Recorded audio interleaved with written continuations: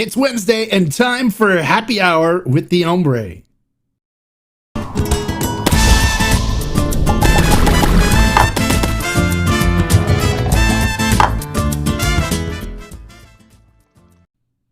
Hello and welcome to this episode of Happy Hour with the Hombre. Today we've got a very, very, very special guest that I can't wait for you guys to meet. He has become a good friend of mine. I really enjoy his brands. Now, if you guys haven't checked him out before, I've done the reviews. They're up on the channel. I did the review of their Ancestral. I did a review of their Artisanal. This is the Ancestral. I did one of the Artisanal, which I drank it all. I don't have any of that left. And I also did a review of the Senor Sotol brands that they make. Please welcome to our show the owner of Maguey Spirits, Alejandro Olivieri. There we go. Hey, Alejandro. How are you? Good. How are you? Good. Happy to be here, finally. Yes. See, I've been trying to get Alejandro to come on to meet you guys and to talk about his mezcals and his palenque and stuff like that. But he just recently moved from, from Durango to Austin, Texas. So now he's here in the United States with us, and he's now a guest with us on the show. So the first thing I want to do is kind of give you guys a brief history about Alejandro. So Alejandro, can you tell us a little bit about your family history with mezcal and how you guys got into it and what motivated you to start your own brand and get into making mezcals? Absolutely, Mark. Well, thank you again for inviting me and Maguey Spirits to the Hombre. We're very happy to be here. And yes, of course, it's my brother and I started this mezcal endeavor and story since we were quite young. So it's been fun to be able to share with my brother this history since we started. So basically the story is we were in Mexico City and a cousin of my dad, so our uncle, got married to the daughter of a master distiller. So that's why he decided to launch a brand, and we were invited to work with him in Oaxaca. This was back in 2010 approximately. So we started since I was about 19. Christian, my brother, he was even like 16 years old. And that's how we started our journey in mezcal. And a few years after working for him, like 3 years old, we were able to get a better understanding of what a mezcal is all about and what we wanted to bring to the table. And there is when we decided to start our own path and do something different, explore the different states that the Mezcal DO offers, and as well as different production types or methods, as well as different agave varietals. So that was the beginning of the story, Mark. Okay, awesome. And so why did you pick, of all places, the state of Durango? Yeah, great question. So honestly, we were not expecting to select Durango because back then we didn't even know Durango. So what we did is we took the car and we started exploring. We went to Guerrero, we went to Michoacan, and Michoacan we really loved it, but we found it a bit more complex. The complexity of some regions, it was more difficult to get a project like on its food. So we ended up in Durango, where we tried our first agave cenizo, and we immediately fell in love not only with the agave cenizo itself, but with the terroir, with the land, with the people, and all the flavors that Durango had to offer. So that's why immediately when we tasted there our first mezcals and we found the right producer, that's where we actually decided to create a company in 2013. And we started with our first batch probably late 2014. So it's over 8 years now, Mark, since we started Maguey Spirits in Durango. And yeah, we couldn't be happier of the decision of arriving to Durango. Oh, awesome. Yeah, if you don't mind, I'm going to share some pictures that you sent me too. Absolutely. Okay, so people can kind of get an idea of what we're looking at as far as your production and stuff. Like here, give me 1 second. There we go. Yeah. So that's what it looks like out in the area there in Durango where they're harvesting agaves. Indeed, and that's actually Christian, my brother. So Oh, okay. yes, yes. So yes, it's one of the toughest part. It's that Durango it's only wild agaves.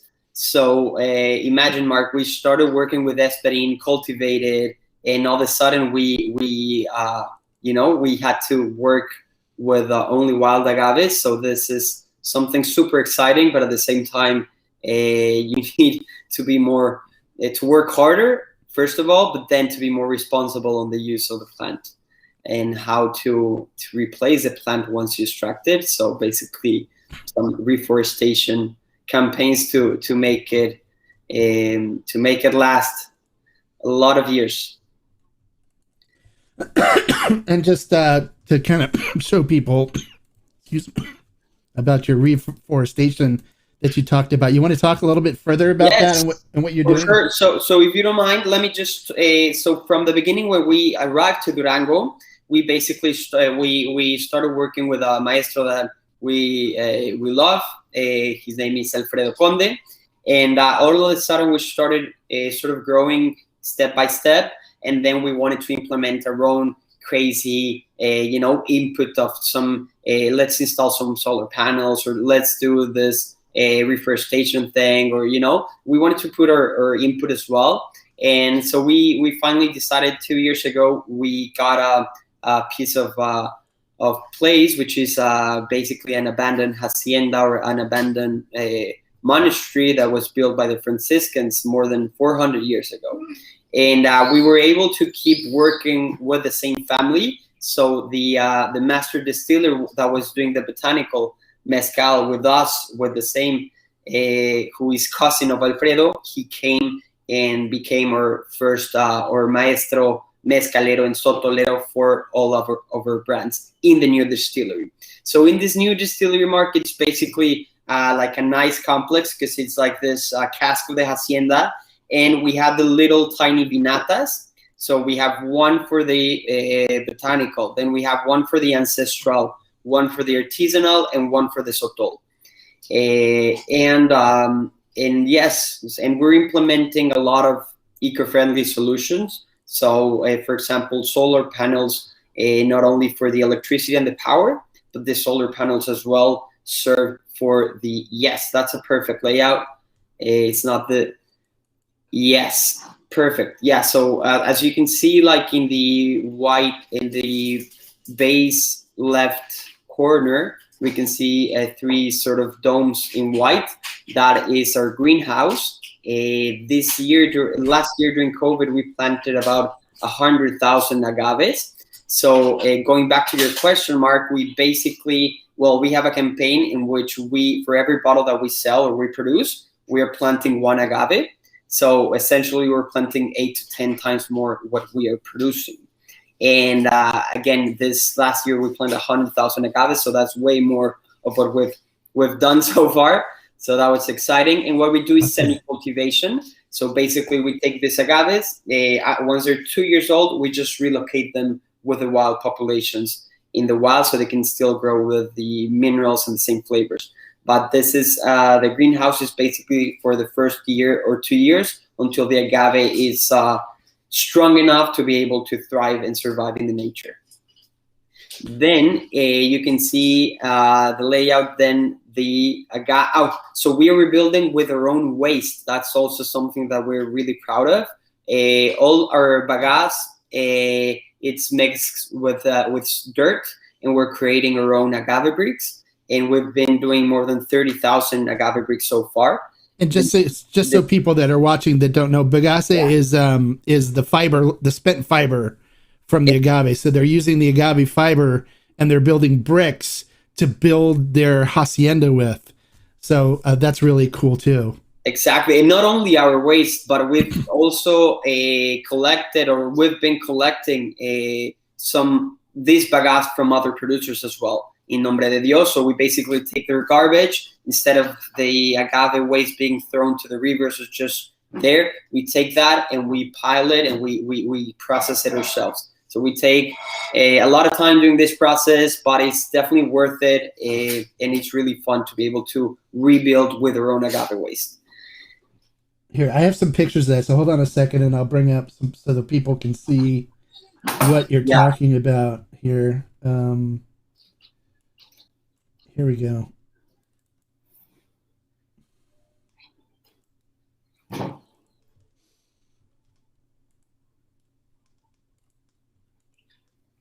There we go. So they're making bricks. Exactly. To build their hacienda and their vinatas with. Exactly. So that's the idea, and I mean, once we finish, we want to keep making them, and I mean, we'll see if we're able to give them away to the community. That would be the ideal, or whatever. But the idea is to avoid polluting the rivers and the and the land with the acidity of the remainings of the process of mezcal. So that's the idea. It's been super cool also to involve the same producers. So our maestro, the jimadores, all the people have been even involved in the construction of our own vinata. So that's also super fun for us to be able to integrate everyone from scratch. That's awesome. That's awesome. I love, that's one of the things that I love about your brand, is that you try to really be earth friendly and green, and to, keep things clean and not have a big imprint on the environment. I think it's amazing. Thank you. Yeah, and I mean, on top of that, for example, the agaves, as you see, the labels, are all here, all made from agave fibers. Not only that, but I mean, we're on our path, and we hope to become zero carbon emission like in the next 2 years. That's a difficult challenge, but we're working hard. For example, in implementing, we just finished a biodigester to get all the waste and make it. So we're doing a lot of stuff that it's definitely, sorry for that. That is definitely challenging, but it's going to be super great result by the end. So yeah, we'll be seeing a lot of this technology implementations within the next months. And the fun part as well of the structure, Mark, is that we have, like, each vinata, even if we're in the same complex, each vinata has its own independence. So for example, the Ancestral, it's 100% different than our Sotol production facility or than our artisanal production vinata. So that's what it's fun, and that's why every one of our SKUs tastes really different. So let me try to find pictures so people can see the different vinatas and how they're set up. So this one is the ancestral vinata, I believe. Yeah, that looks like the ancestral. So they use special stills with this. Yeah, that looks like them. So here we go. So this is one vinata. Yes. So you want to go ahead and kind of walk us through it? Exactly. So this vinata, it's basically an ancestral. So we can see from here the viejo, which is the wooden steel. And this viejo is a beautiful steel that it's basically a Filipino wooden steel. And it's used in the state of Durango. We can also find it in some parts of Jalisco, Colima, and Michoacan. The one in Durango, it's a smaller type. It's like a cylinder. And these are definitely really fun steels to work. And they're challenging because the lifespan of this, it goes from 6 months all the way to 1.5 years at the top. But that's the Filipino wooden steel that arrived with the Filipinos in the Pacific, and then it came all the way to Durango. Then on the base of that steel, we have the clay pots. So that's our ancestral production that we have for Burrito Ancestral. It's basically the combination of clay pots and the wooden steel. And then we have the bamboo sticks that get to the condensation part where the mezcal ends up on the other place. And then if you could see as well, the fermentation vats are the traditional wooden fermentation vats that are in the floor of the distillery. And they're probably about 400 liters each. And the milling process is not done by taona nor by a mass, it's done by axe. So I always say they're like, for example, sushi maestros, because they have a massive axe, but they need to break down the fibers into really small pieces so we can really take advantage of the sugar. But for sure, this is not only a difficult process, but really one that is not the most efficient. Right, and it really wears your help out too. Exactly. Yeah. And so this one is the least technical of the vinatas that they have, because and ancestral, it's made, like the ancestors, it's supposed to be old and it's supposed to be done the old way. And so those cement coffins that you see in the back are the fermentation tanks. Correct. Ferment. And they're cement builded, but the interior are with wood as well. So it's wooden covering. But yes, as you say, Mark, you're totally right. This is like the most ancient and most inefficient, but old school distillation process that we have. And we love it for sure. It's for more small batches and small productions. And that's how we will keep it that way. And that is where the Burrito Fiestero Ancestral Masparillo is made. Correct.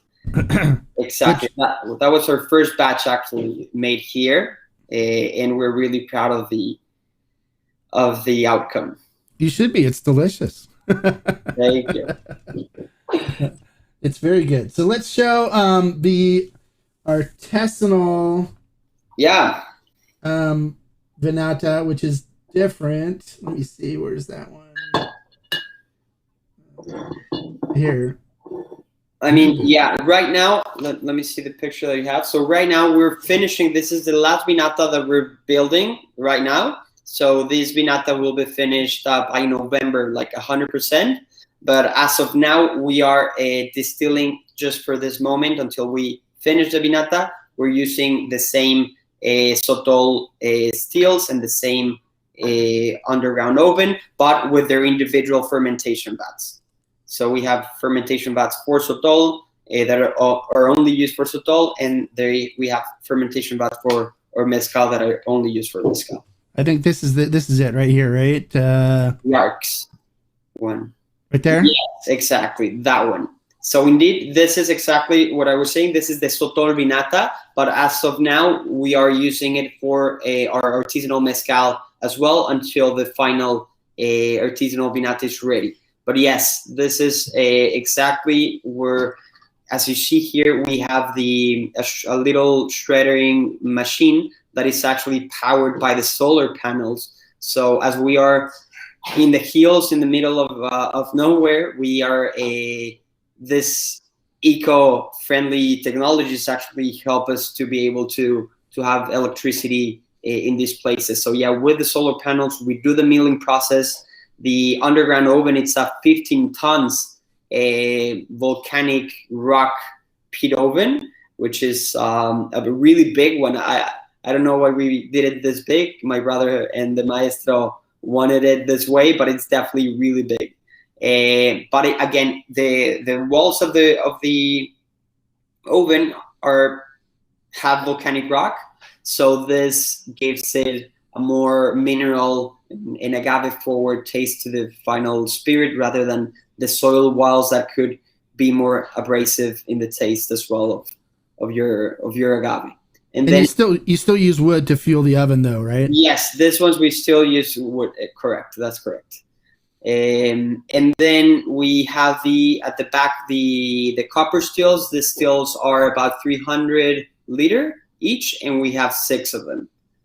So it's honestly a really beautiful. This was on the ground. Basically, we had two arcs. We cannot see them very well in this picture, but below the solar panels, we have the fermentation spot or the fermentation room, and it's not closed. So there's different arcs. But what the beauty of this is, we actually take the wooden vats. We have wheels on base, so we take the fermentation vats to the sun in the daylight. So we can get some more help of the heat to get the fermentation going. Because especially in Durango, we get some cold periods along the year, and this is a cool thing to be able to do with the fermentation vats. So take them out in the day, like if they were a puppy, and then we bring them. There you go. So this is a different angle. Exactly. This is the daytime where we take the fermentations out to have some sun, and then we bring them back to the fermentation room. But this is how it looks from the interior of this vinata. And all that you see here, it's all adobe made with agave bricks. So while they're making mezcals, they're building too. Exactly. So we basically broke our team in two. So one is making the building while the other one is doing the production process, and then we switch. So it's once one batch is finished. So everyone's involved in all the process. But yes, we're building. We're distilling everything. All right. Okay, so now that everyone kind of got a chance to see what the vinatas look like and what your distillery looks like, let's talk a little bit about your expressions and your varietals. So first, let's start with the artisanal. Perfect. The artisanal is tailored more towards. Now, I always refer people and recommend it to people that are coming from tequila to try a mezcal. And can you go into why you created it for those kind of people and talk a little bit about that? For sure, Mark. Yes. So when we started the company, the idea that we had is, let's choose an agave that is appealing not only to the agave, like the mezcal geeks or aficionados, but that it's really appealing, and not only appealing, but it is really pleasant for most of the palates. This agaves that if I taste someone, they will definitely like it. So actually, Cenizo, that was the agave that we chose because of this, and for sure, having our expression of Cenizo at 42, this wild agave that has a lot of creaminess, fruitiness to it, is really smooth and subtle. It allows you to get all this crowd, as you mentioned, from the tequila drawn to the mezcal, and also the mezcaleros that do not necessarily like their mezcals really peated or really smoke forward. I believe this is a great expression. For sure, if you want a more aggressive, not aggressive, but more punch into it, you could probably go for another one, an espadín, higher proof, or a different agave.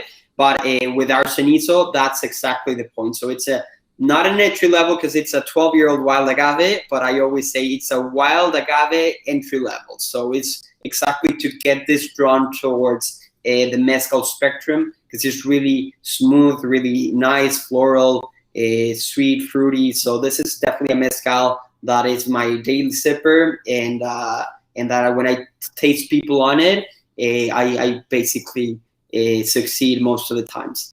So, yeah, and now keep in mind too, these are different agaves, so they're going to have a different flavor profile to it than the Weber Blue agave is, and it's wild agave. So these things grow for many years out in the wild on their own. They're not farmed, they're not cultivated. So they really develop an interesting flavor profile depending on terroir, where they're located, where they're harvesting from, how much sun they get, how much water they don't get, how cold it gets, or whether it gets very hot, depending on where they are living. That adds to the flavor. 100%. And I always say, all mezcal has a smoky notes to it because of the way that the pineapples are cooked, if it's done in the artisanal way. But it's not all about smoke. And that's why what we basically represent with Burrito Fiestero, the smoke is there, but it's more in the aftertaste and the overall body of the mezcal. Is not upfront. In the upfront, you're going to get more about the notes of the agave, and that's why I do believe that some tequileros or some people that are not necessarily mezcal lovers yet really appreciate and love our cenizo. Well, I always tell people now too, because everyone's like, well, I want something with no smoke. And it's like, okay, well, what happens with like Burrito Fiestero and some of the ones I recommend is, and I try to tell people this too, when you first try it, you're going to notice the smoke. Okay. It's going to be there. You're going to notice it because you're not used to it. You're not used to it being there. Come visit it a second time, and then you're going to be like, oh, okay, well, I'm picking up a lot more of the agave and a lot less of the smoke because it's there. The palate's kind of picked it up a little bit. It's not something that's not new to you anymore. And then you'll start saying, okay, well, I'm getting the fruitiness and stuff of the agave. And by the third time, you don't even taste the smoke anymore. All you're tasting is the fruitiness and the earthiness and stuff of the agave. It just takes a little time for your palate to say, okay, there's going to be smoke in here, and then let's wipe it out and taste everything else. Yeah, for sure. And for sure, of course, Mark, there's different agaves that allows you, or different mezcals that allows you to sort of get it in, get into this in a better way, and then you could go towards the more smoky expressions. And that's what I love to say when I present our brands, is like, it's not better because we're less smoky and we don't even take the smoke away, as some people might imagine. It's just the different production techniques and the different agaves in different regions. And that's the beauty about mezcal. And that's why I always say that mezcal is a Mexican wine, because it really changes a lot. And I love that, for example, I do have smoky expressions from Oaxaca here, some espadins at the house, which I really enjoy as well. But our proposal, or what we have in the market as Maguey Spirits, it's more agave oriented and more mineral forward rather than really smoky. So that's something that we... Yeah, it surprised me when I tried it. I really enjoyed it. That's why I don't have the bottle anymore. I finished it. It was fun. and this is the one that will be coming in about a month. So this is the ensemble that this is the only bottle that I was able to smuggle all the way from Mexico to my place. So this cenizo will be again the entry-level, beautiful, smooth, fruity mezcal. Then ensamble, this is a variety, same production process in the same palenque or vinata that you saw, but this is a blend or ensemble of two varietals, Cenizo Duranguensis, the same one, and a Verde at 92 proof or 46%. So this has more spicy notes, this has more punch, this has more for the mezcaleros that are looking for more let's say excitement in that level of strong flavors. This would be that middle point. And then we will jump to our ancestral collection with the straight from the steel, more than 100 proof, different varietals, hand-painted bottles, and limited collection. I'm going to get to review that one, right? The new ensemble, right? I need to, I'm sending you this right away so you can do the review on the ensemble for sure. Okay, great. Go ahead. I wanted to just give a quick intro to the name and the branding on Burrito Fiestero.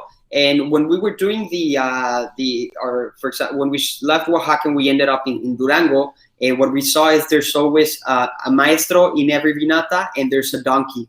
In Oaxaca, they're doing the taona. In Michoacan, they're helping bringing agave and wood. Same thing in Durango. They just take the agave from the hills down to the distillery, and that's why we wanted to illustrate this endemic or this special animal in the mezcal process. And fiestero, which translates to fiesta, it's more of the celebration that every village shares among every mezcal production. So this is really inspired in the celebration of the colors of Mexico, and it's inspired in the Huichol art. Huichol is a tribe that are found from the south of Durango all the way to other states of Mexico like Michoacan, Jalisco, and others. And yes, and it's inspired in that. We wanted to create a fun brand, but that had some value behind on this production process.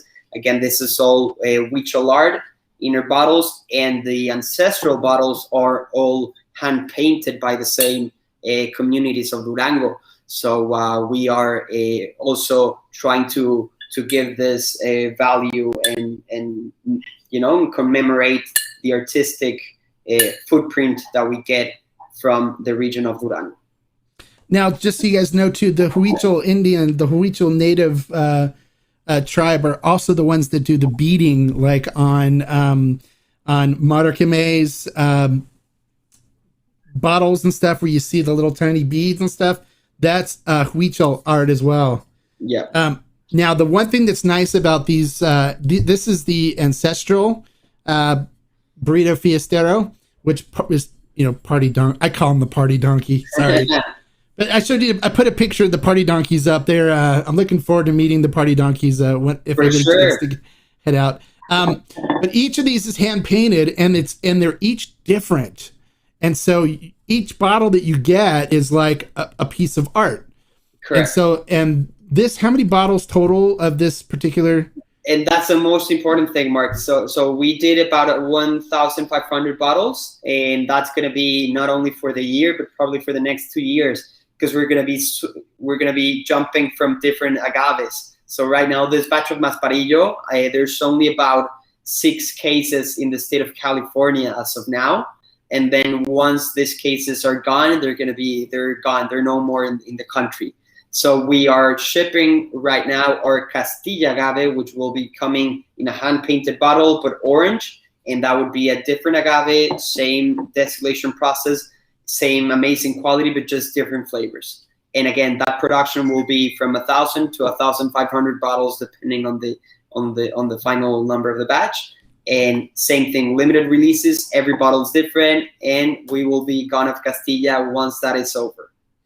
There's 6 cases in the state of California, and just between, I'm going to excuse me for a second, Alejandro. I'm going to talk to my viewers.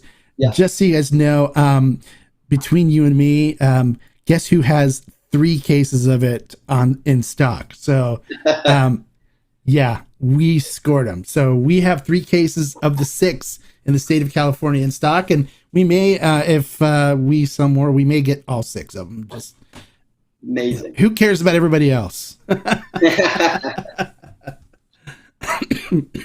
I really enjoy the Masparillo. It is really good.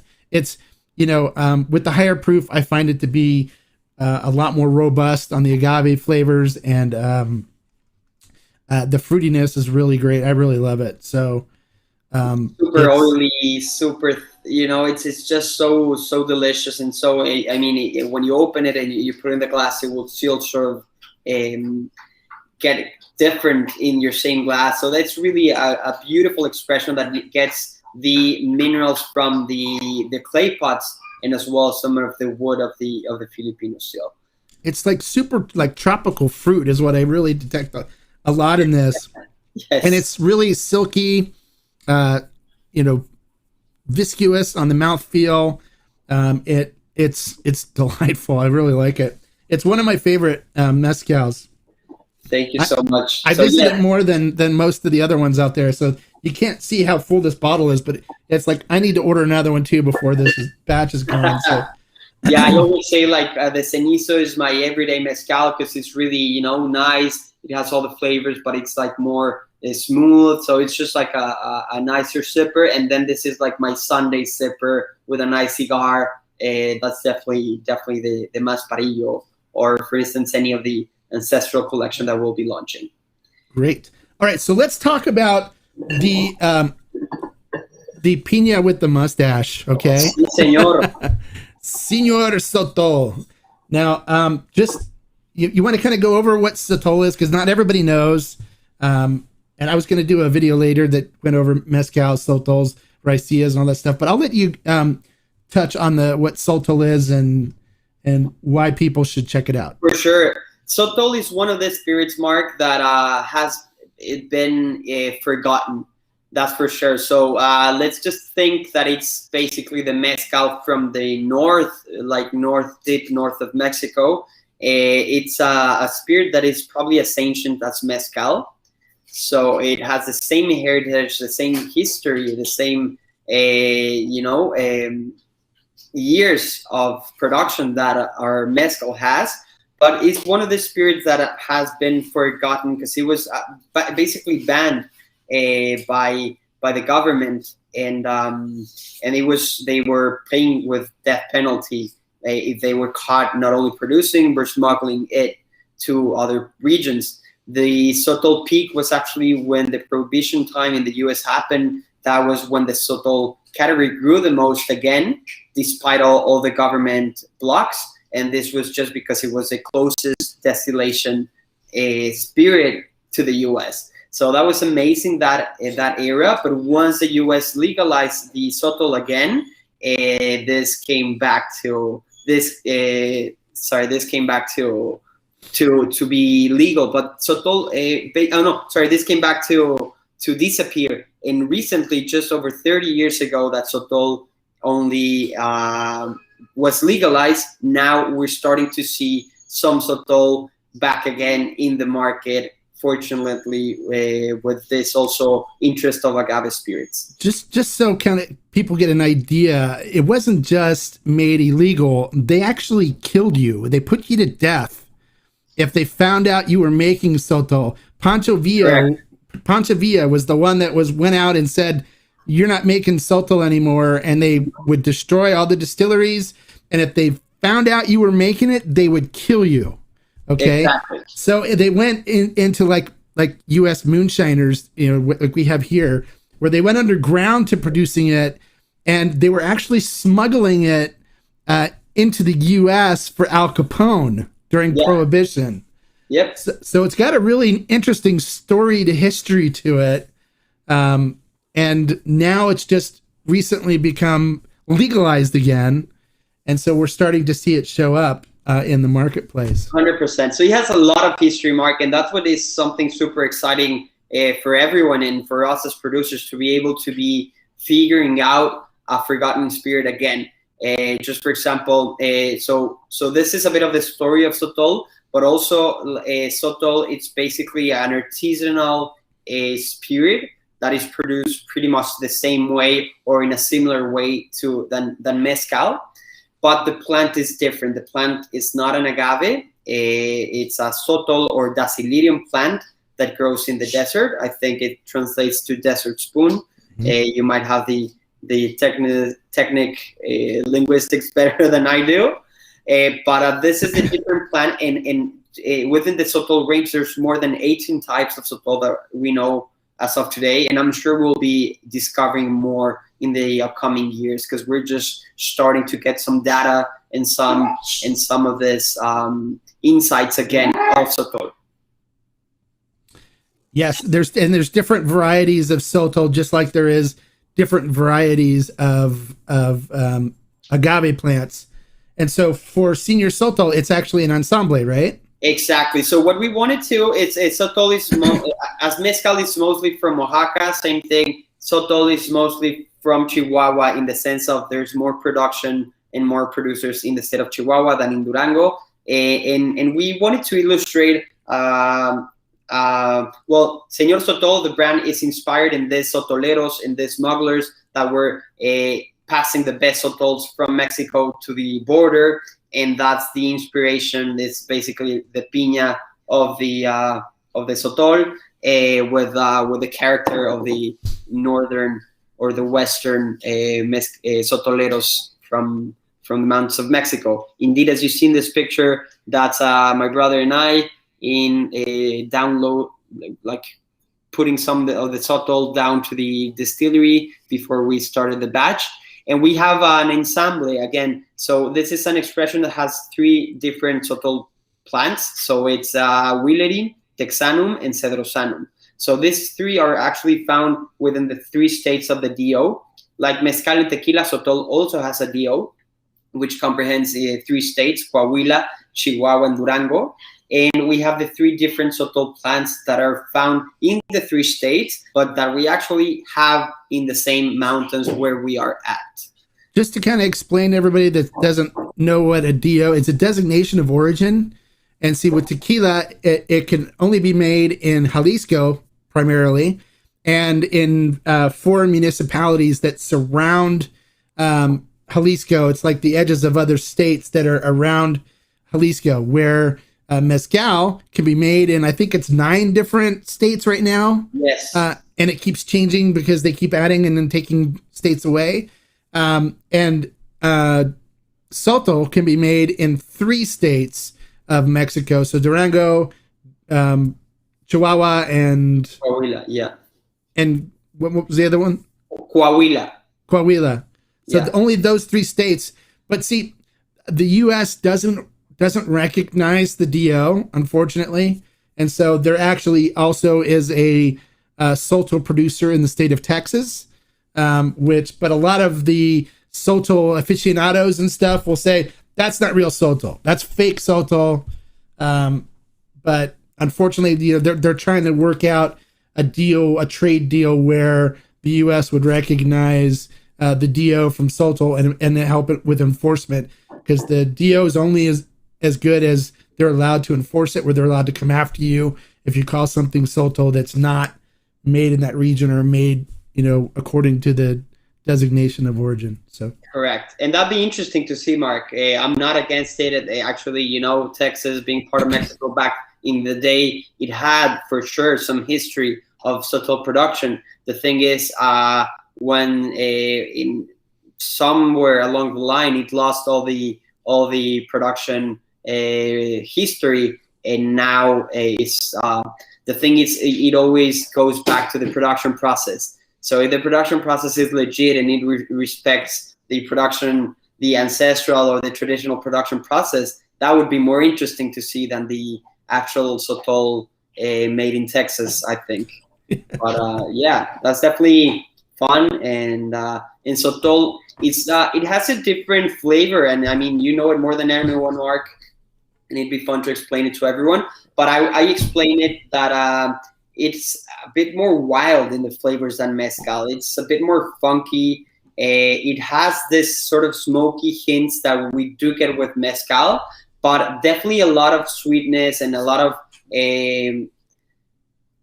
I think that mezcal sort of expands more in the chest, while Sotol is more in the mouth. So it's even easier for some tequila drinkers to enjoy some Sotol than even some mezcals. With Dar's Ensemble, this is 43%, so 86 proof. And it's actually really complex. You have some notes of tobacco, some wood, some chocolate, some a lot of things going on, some green pepper, but it's really smooth at the same time and finishes with a nice mintage or peppermint note to it. So I really enjoy it, and it's really different from our cenizo, for example, or mezcal. It has like the other side of the spectrum, but they're both amazing, and they both taste beautiful. Yeah, it is. When I first tried it, it really blew me away. And I've had, Sotos from other brands as well. And Sotos can range everything from fruity to more leather and earthy and, mushroomy and, depending on what kind of Desilerian you use. Where this one sits, I've recommended it to people and to try it. And I've had people come back to me and say, that was one of the best mezcals I've ever tried. And I'm like, okay, it's not a mezcal, it's a Sotol.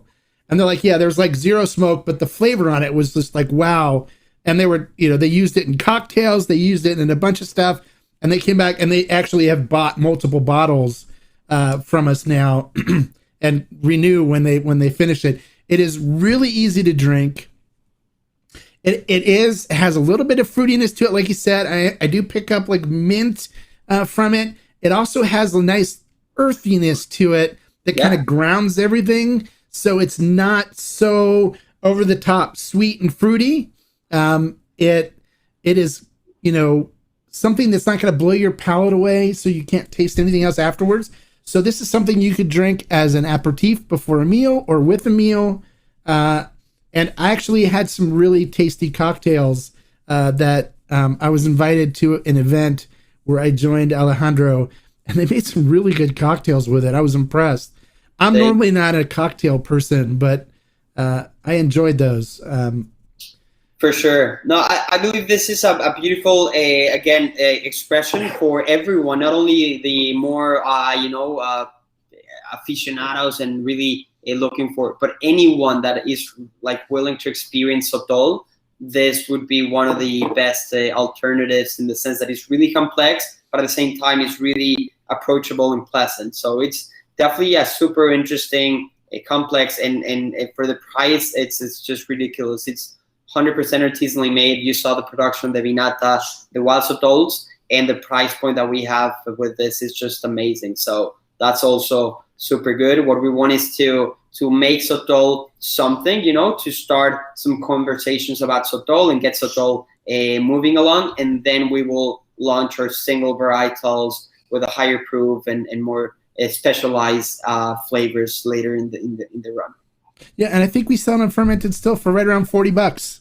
Exactly. So I mean that's a great price for a small batch artisanal Sotol. It's totally.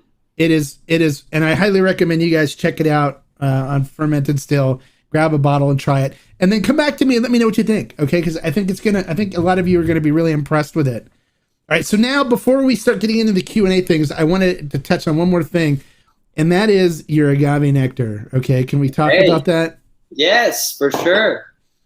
I think I have it. You guys, the best agave nectar I have a bottle still in my pantry because he sent me a bottle and said, "Hey, what do you think about this agave nectar?" And I liked it so much that I had arranged to get Julio Bermejo from Tommy's some, and he was like really impressed with it. And if it impresses Julio, it's some special stuff. Yeah, it's a little more expensive than the cheap stuff you buy in the store, but it is so good. And you talk about like the best Tommy margaritas you've ever had in your life. This agave nectar is this. So I'll let him tell you about it. Thank you so much. Yeah, I'll pick the bottle in a second because I just love it here. But basically, with Senor, the brand is called Senor Maguey, and it's just you see this beauty of a 12-year-old beautiful agave, or same thing, a beautiful Dasylirium that takes years and years to grow. Even a Blue Weber, for example, if you have your nice tequila that you love. And then you see the bartenders sipping simple syrup, and just as you said, I'm not a fan of the cocktails neither. But when you take a cocktail, you just want it to be the best, to illustrate the best way possible the flavors of the spirit. So we had to create our own agave nectar because we basically found out there's only basically three big dudes that it's agave syrup that is diffuser made. So it's just like they grab anywhere from 7 years old to 3-year-old agaves, and they just put them in the diffuser. And a few hours later, you have a concentrated caramel that doesn't even taste to agave syrup. That sometimes, in some cases, they can dilute it, or they can just keep it that way and say it's raw or whatever. But it just doesn't taste what agave really tastes like. So we partnered with a producer from outside in Jalisco, from outside the tequila region, and we started doing Senor Maguey with a batch of 1,000 bottles. I believe was our first batch. We number every batch as if it was a spirit, and we do a different process. So instead of having a diffuser, we do it's called molinos de masas, which is basically a presser that shreds the agave. And it just like goes through a slow process that takes about 2 weeks to extract the sugars of the agave in a slow cooking process. So we are able to get the viscosity, because it's I'm just going to take the bottle here 1 second. Sorry for that. And just so everybody knows, these Weber Blue Agave are grown in Durango, so they're outside the DO for tequila, so they cannot be used for tequila production. So it doesn't affect tequila supply at all. So that was exactly the first question. And then some question of the tequileros that I get is some people say like, yeah, man, but the agave syrup is increasing the price of blue agave, and that's why the tequila is so expensive, blah, blah, blah. But at the end of the day, we as small producers from outside the DO, our productions are 1,000 to 3,000 bottles every production. So we won't never pose a threat to the tequila industry whatsoever. Our volumes are less than 0.0% of the production. So that's something as well that we wouldn't ever increase that agave price, and we're outside of the tequila region. Being this said, this agave could not be elaborated or turned into tequila. So I was going to tell you about the viscosity. So if you see here, for example, this viscosity, you might think, okay, so they add water, so they cut it down, and that's why it's this viscous. But it's actually the other way around. When we're shredding the agave, we drop just the same mountain spring. We put some water to it, but it's not like water. It's like let's say from when you have the grass mark and you're sort of dew. It's like dew. Yeah, you just like put Sprinkle little drops, yeah. In the minimum quantity, just to break the fibers apart, and that's the only water added. But that's before the coction of the agave. So once you see this agave, it's because we slowly cook until we get to this viscosity. And this allows us to have a perfect viscosity to just pour and dilute into your margarita or whatever cocktail you're using. And it doesn't affect the quality, the flavors that you want from your agave.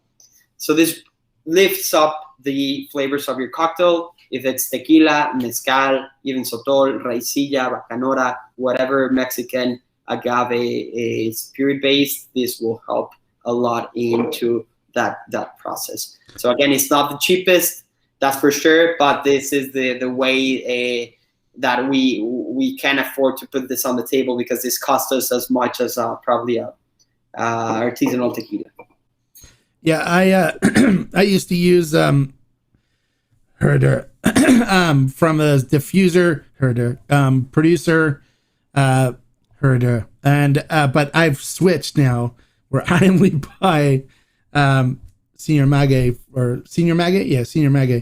the agave nectar, because it, after I tasted it and used it, it is so rich in the agave nectar, the flavor, where, you know, the other brand that I used, Herda, was had like a funky aftertaste to it because it's diffused, you know, from Herda. And so I ended up throwing away the bottle from the other producer, Herda, and sticking with the Senor Maguey agave nectar. So I highly recommend you guys. We don't have it on ferment and still, but you can purchase it from all over the place, and maybe we will add it to ferment and still. But right now we don't carry agave nectar. We just have the spirits.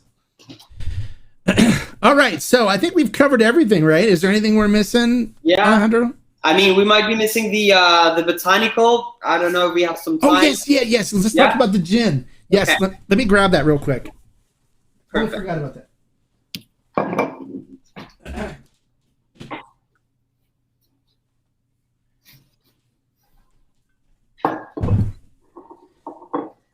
Oh, thank you for reminding me about that. I totally forgot about it. I'm really impressed with the.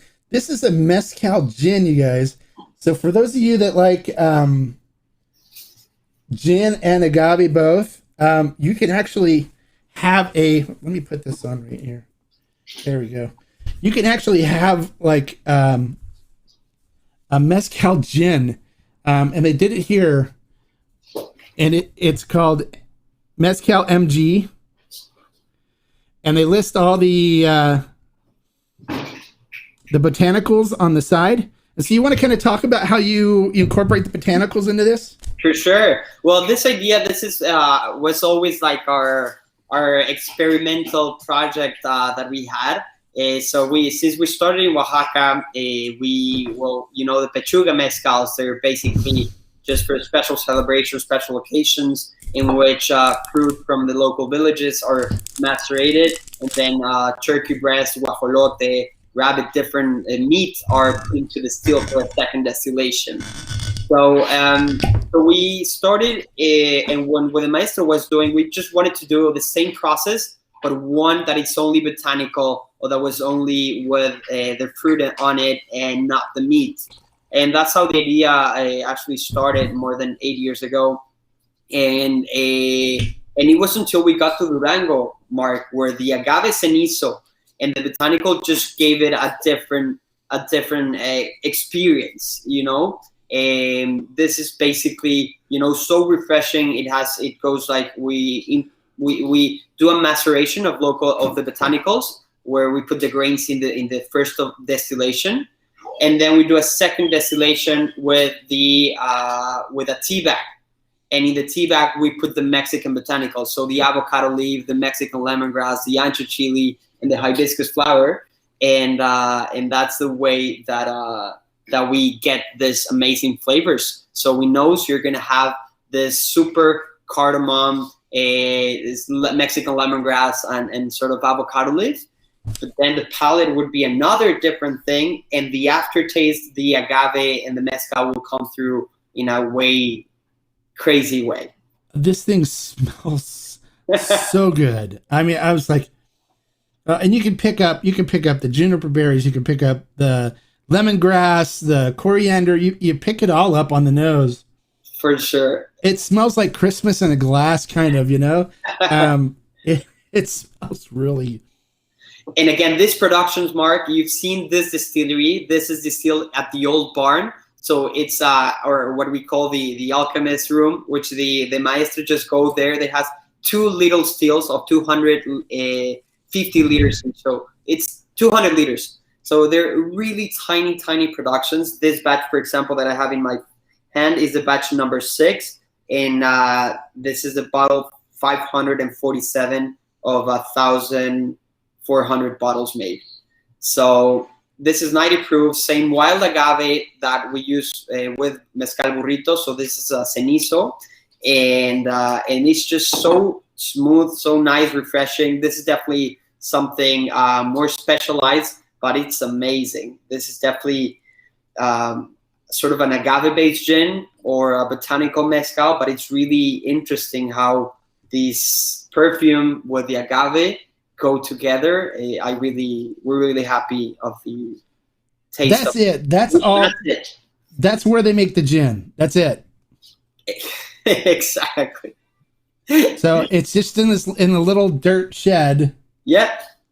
And with the still and the tank, and that is it. So the whole gin production is done here. Yes. And the botanicals, Mark, for example, the avocado leaves, we pick the leaves from the hacienda. And the other Mexican botanicals, we pick them in the local market. So it's all super, super rustic. I always say this is like the more fancy of my bottles, but the production process, it's one of the most rustic one of our brands. So that's really, really interesting. Yeah, I'm not a gin person normally. Me neither. But this is really good. So it's like what I'm gonna have to do is, my wife loves gin martinis, so I'm gonna have to make her a dirty martini using this instead, because she likes her martinis extra dirty, extra olive juice and stuff in it, and I think this is gonna blow her away. 100%. So like people that, because I get that there's a lot of people that do not like gin because it's more aggressive in the palate, but this has, I do believe that this has a really balance on that, because you do get this freshness, smell of the gin that a lot of people like and that I enjoy, but with a nice palate and a nice aftertaste to it. So you can actually, this is a sipper or an exciting cocktail brand as well. As you said, the martini, or imagine a Negroni. It also works beautifully. Oh yeah, this would be great in a Negroni. Now, yeah. I'm the thing that's interesting about me when I'm tasting this right now.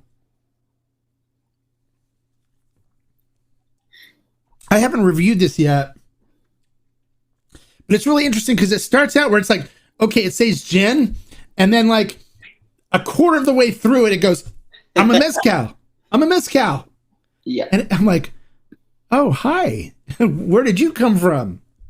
That's it, Mark. It changes so much. That's what I say. Like, you have something in the nose, the palate is something different, and the aftertaste will just keep going and evolving until you finish with the ancho chili on your tip of the tongue, and the aftertaste will stay with you about 5 minutes or so. I think you're a witch. so much fun. This is some kind of magic. It's voodoo. It can't be legal. This is really good. You know, I'm just joking with you, right, Alejandro? You're my amigo. This has a fun story to it because we began the brand.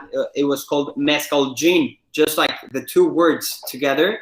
But the CRM, the Mezcal Council, didn't want to avoid confusion, so we had to take away the gin word to our brand because they said like, okay, you need to choose. Either you're a mezcal or a gin. You cannot be both. So at the end, we're an agave-based gin, but what I always say, it's like we give more weight to mezcal because anyone can do gin at the end of the day for cheap. We are in a mezcal region. We do it the same way as a proper Pechuga mezcal. So we actually went to the mezcal. We decided to stick towards, it's all certified and all done with the same process. Rocco. But the name, we changed it to MG, which is M for mezcal, G for gin. And that's or Mexican gin or but it's basically the MG, but it's the mezcal gin.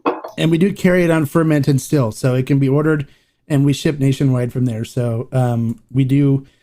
I was so impressed with the whole entire line. I made sure that we carried everything from Maguey Spirits and Senor Maguey, all of the whole Senor Sotol, Burrito Fiestero, the Party Donkeys. We carry everything from them because I honestly don't think that if anybody that tries anything from them is going to find it to be not great. So thank you, Mark. And again, we have like a one for everyone, right? With Cenizo, we start, then we move along with Ensamble, and then we Mezcal Gin, and then we end up with the Ancestral Collection. So we have pretty much different ranges and different flavor profiles to at least have one expression that you will really, really enjoy, if not all of them, because I do believe that 5 SKUs are really, really well executed on the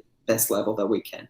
I agree. And one of the things that I want to let everybody know is when you do try these, expect your palate to be challenged. Okay.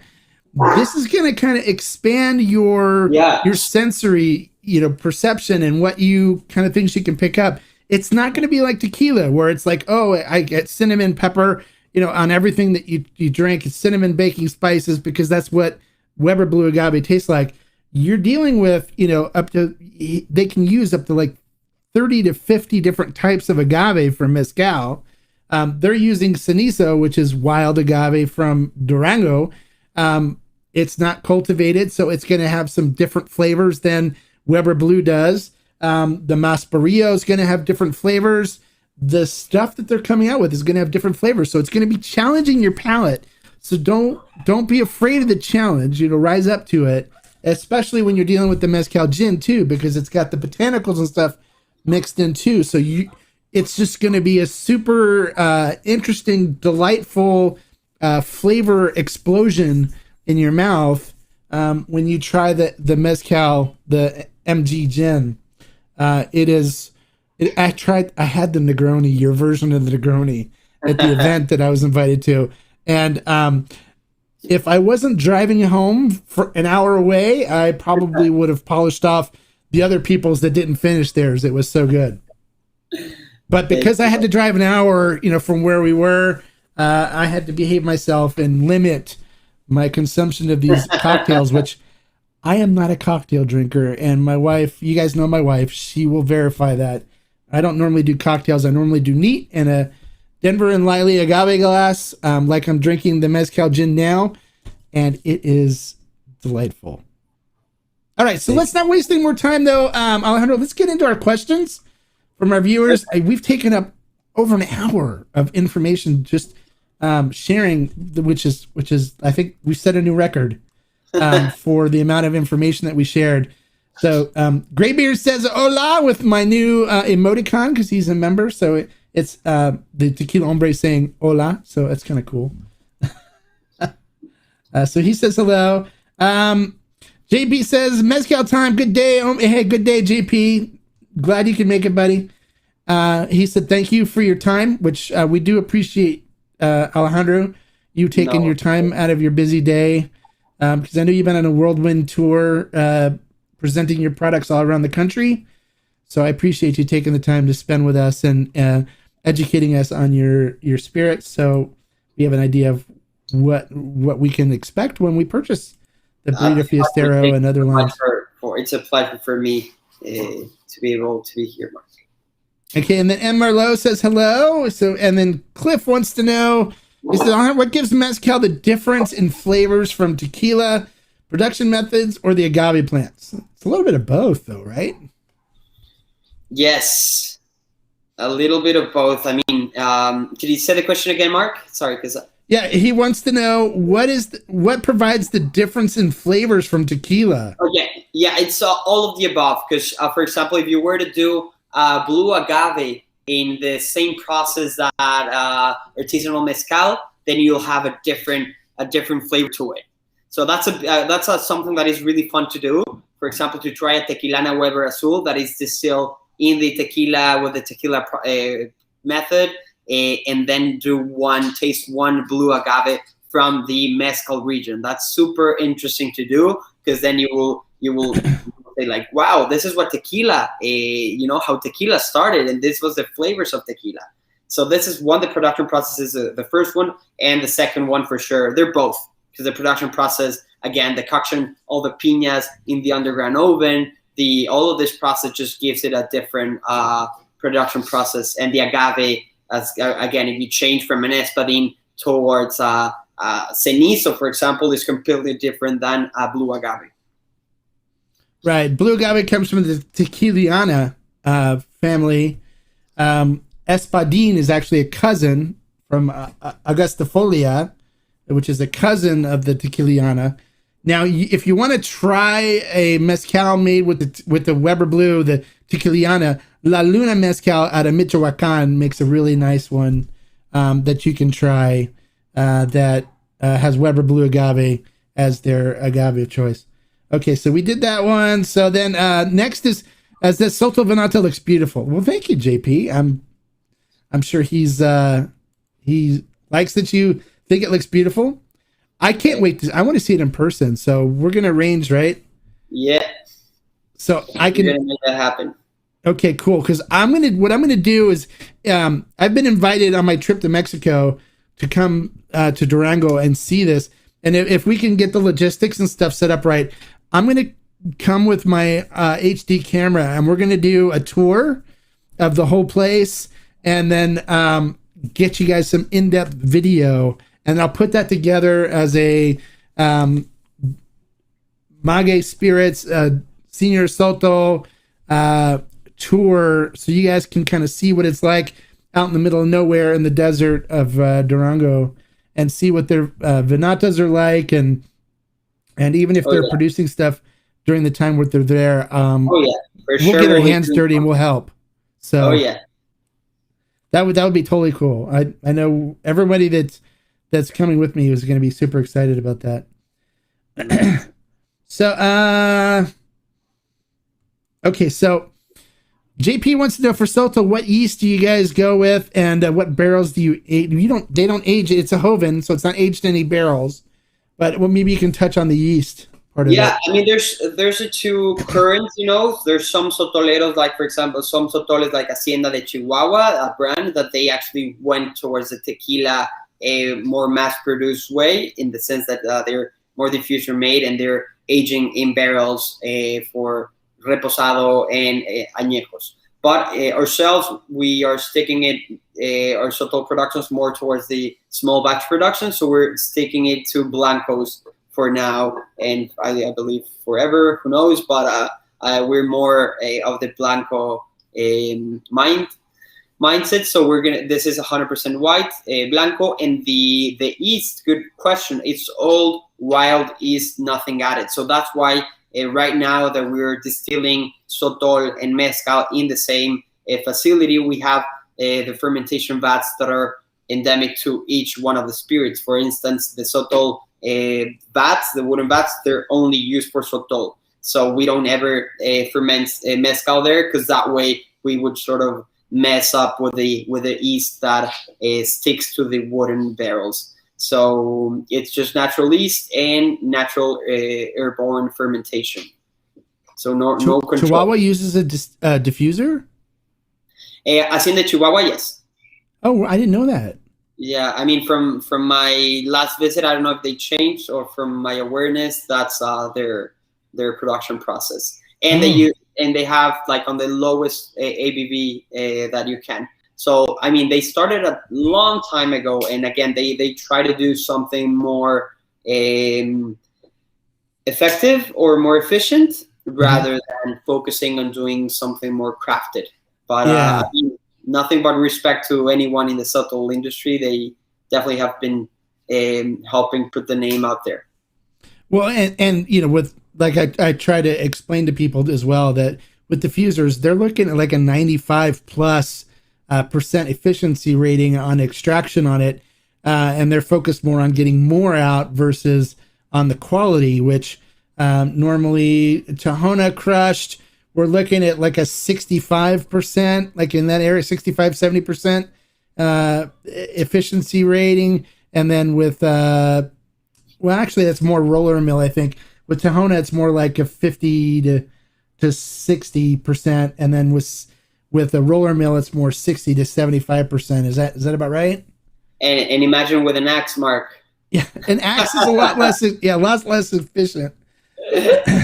So so that can give you an idea of, like, you know, when you're dealing with mezcal spirits that are crushed with an axe, they're going to be a little bit more because they're not getting as much sugar out of the fibers and stuff. Their yield's a lot less, and so that increases the price because they're dealing with a smaller batch. And anytime you're dealing with smaller batches, you're always looking at it more expensive. Yeah.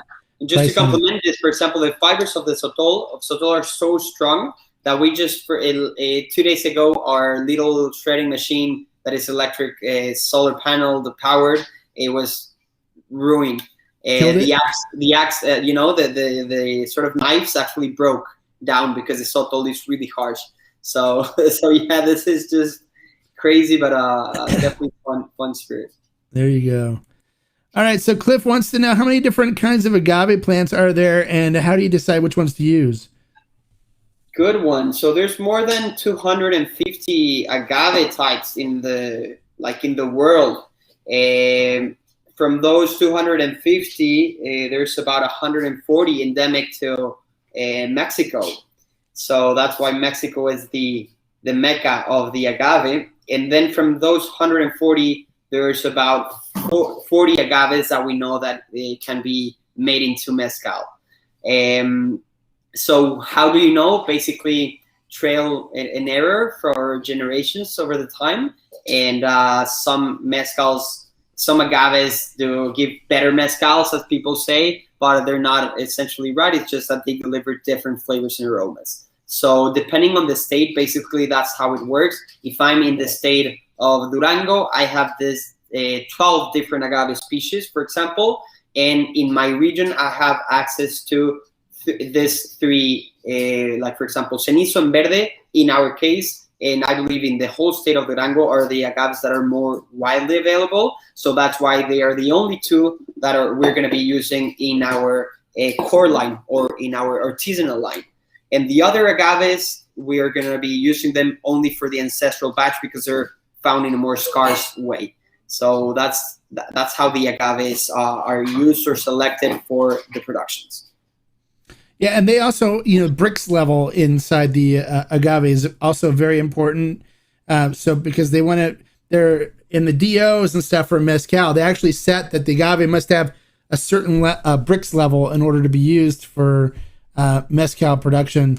So they have enough sugar in them to create mezcal. Otherwise, you could be destroying a bunch of plants to try to get a yield that's going to create a good batch for you. So that's one of the things. Brix level is huge, which is Brix level is the amount of starch sugar in the piñas. So why do governments get involved in limiting production? Are they protecting certain?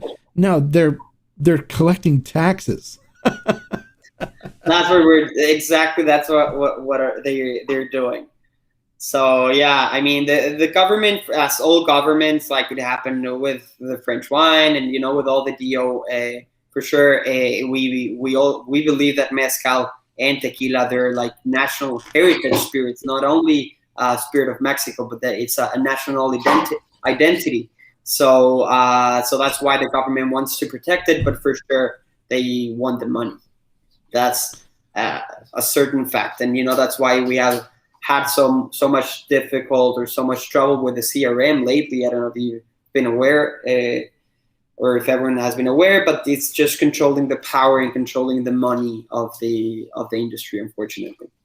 Yeah, and that's why one of the reasons too why with the CRT, the regulating body for tequila, they allow additives and stuff like that. It's because the big producers, which are Cuervo and Sauza and Cazadoras and want to be able to use those because they're using diffusers and stuff, and they create more tequila product and they pay more in taxes. So the CRT is more inclined to do what they want.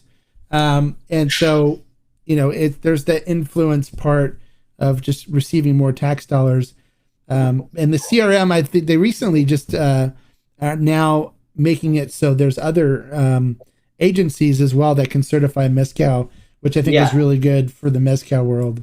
Yeah, and some producers, they say like, you know what, I'm just going to call it destilado de agave, and I don't care if it's certified or not certified, which is super valid as well. I just believe like, for example, consumers might be more more safe if they went to go for the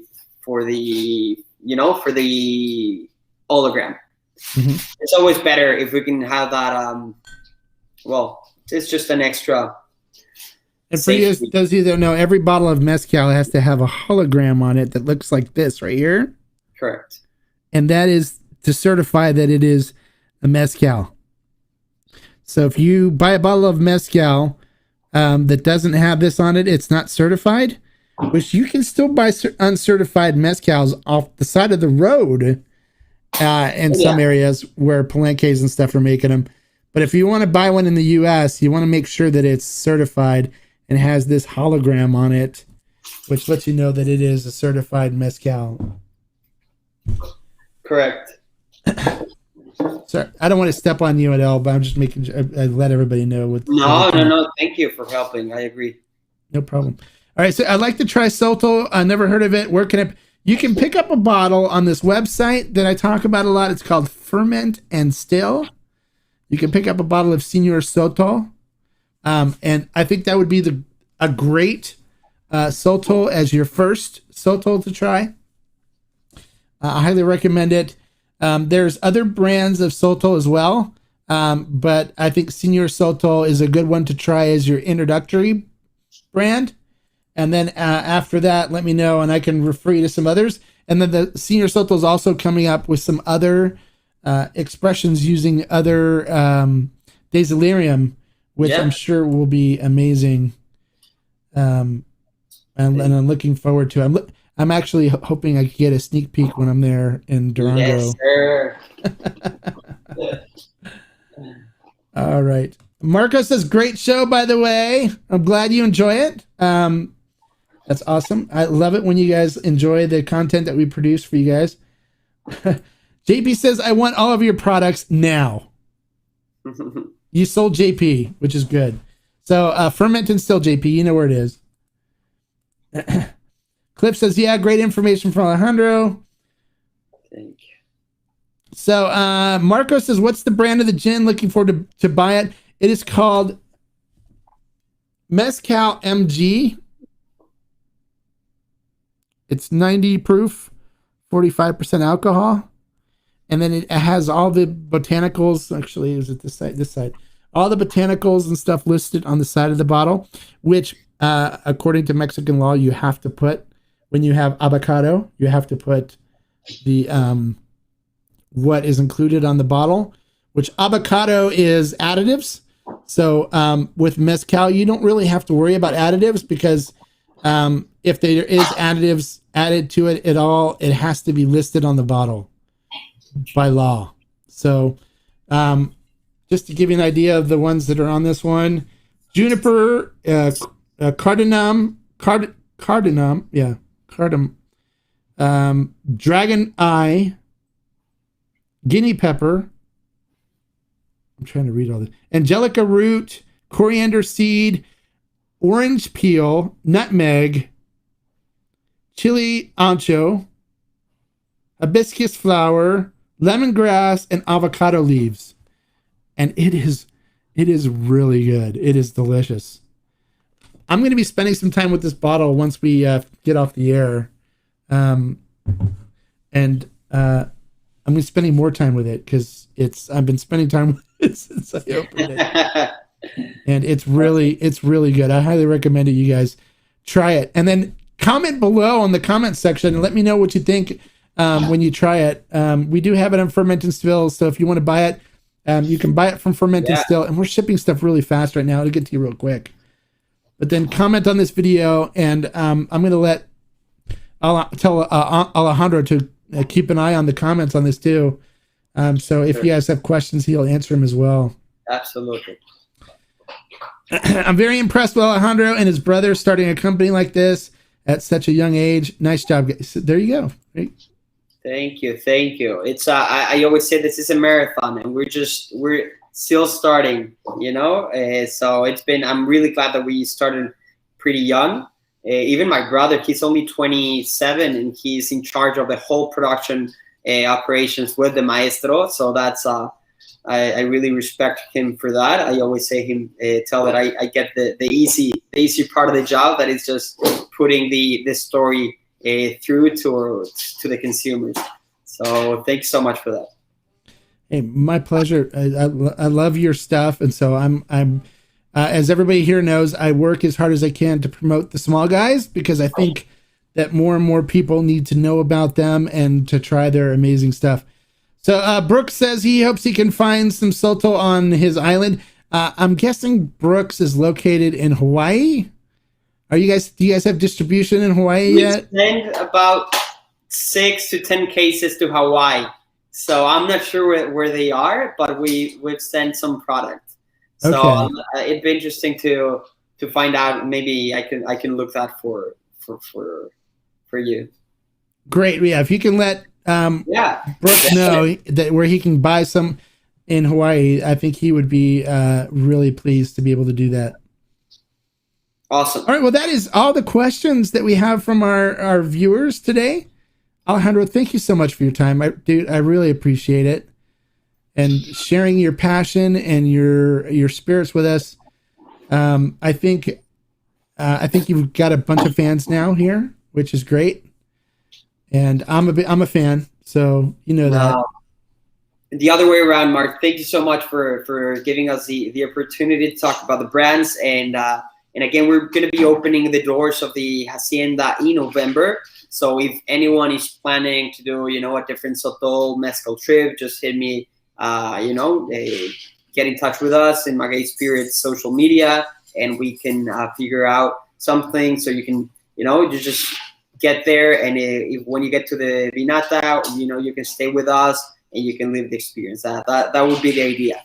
So thank you so much, Mark. And I hope that everyone gets a chance to taste our different brands and like them as much as we do. And guys, make sure that you watch the channel because when I go on my trip in August, later this month to Mexico, we're going to try to work it out where I can come and visit the Vinatas and see the Hacienda. And I'll put some footage together for you guys, some good video tours of the whole Vinatas and all the what's happening on at the distillery, so you guys can really get an up close and personal experience with Burrito Fiestero and Senor Sotol and such, and really get an insight into just how amazing the place is. All right, so there you go. You guys comment below if you have any other additional questions for Alejandro and myself. I'm sure he's going to be watching the comments on this and is always willing to answer. He's always willing to answer questions. I PM him and answer questions all the time, ask him questions all the time, and he's always willing to answer questions. Always available. And Don't forget to give us a like for the information we shared. And more importantly, don't forget to subscribe so you don't miss out on any future videos that we do like this in live feeds. And for those of you that want kind of a backstage, behind the scenes access, as well as I may talk Alejandro into doing a members only chat with us, where we can get a little more in depth into things. Make sure you join the membership and become a member of our community. We appreciate you for doing that. And for those of you that have your memberships, and we have a new membership, Stephen L. just joined today, which thank you, Stephen L., for joining our community. We appreciate that.